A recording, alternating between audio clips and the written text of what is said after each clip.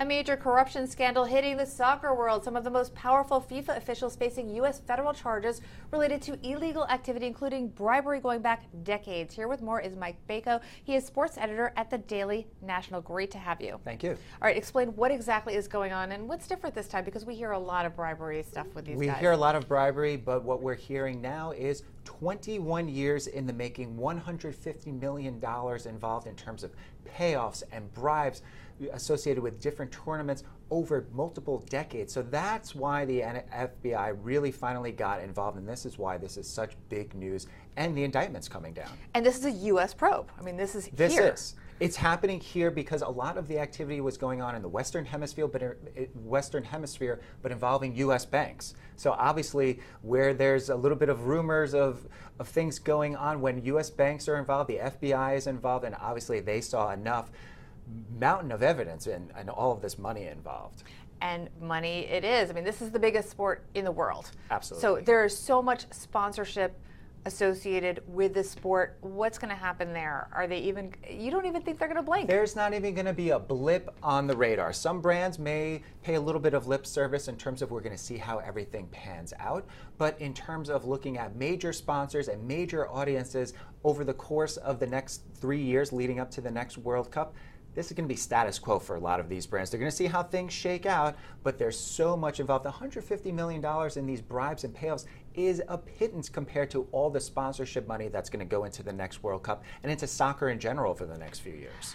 Is this cultural with the sport? Is this something that's just kind of been going on? It's been going on for generations, and now it's just coming to the forefront. I think you look back at the last couple of selections of World Cup cities, Qatar, Russia, not traditional places where you would see the World Cup. So this sparked a little bit more interest in terms of journalists, even journalists that are partial to covering up everything that's going on in FIFA and in soccer. So it's that light bulb went off, and that light bulb went off within some law enforcement organizations as well. Now, you don't think for the most part this is going to phase the sponsors. What about fans?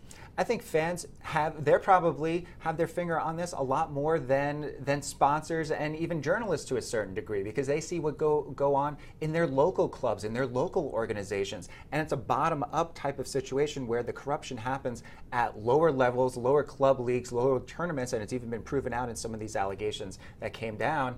I think that fans just know that this is part of doing business and part of being a fan.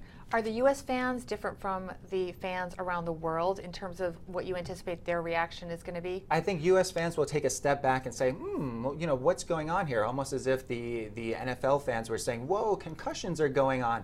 I think fans around the world are probably saying, oh, U.S. fans, once again, slow to the uptake when it comes to soccer. But I think U.S. fans will investigate this probably a little bit more than international fans. But when it comes down to it, if the U.S. has a good showing 2018 leading up to it, they're going to be right there in front of their TVs again. Interesting, because the U.S. has, traditionally had a tough time gaining traction in the sport. We focus so much more on other sports, our own football, for example. So does this hurt that push that they've been trying to make in the U.S.? It hurts a push just a little bit, but I think now the U.S. fan loves its U.S. team, but they also love their Manchester United and their Barcelonas and their Lionel Messis, and they're really looking at this as an international game, not just, hey, I'm going to root for the U.S. team or my local MLS team. They're now international fans as much as they are U.S. team fans. So how does this play out? What happens now? I think the law enforcement obviously has a mountain of evidence coming down. I think the only real repercussions of this is if it's able to rise into the presidential level. President Blather, who heads FIFA, who has come under a lot of scrutiny, if some of these charges rise up and encompass him, I think that's where you may see some more systemic changes. But right now, these are some lower level officials, and they're going back, even though 2 decades, nothing is really being investigated on what went on with the selection process in 2018 or 22. So unless we get to that point, I think that's where the emphasis will be. All right, we will keep watching. Thank you. Thank you so much. Our thanks to Mike Bako. He is sports editor at the Daily National. I'm Bobby Rebell. This is Reuters.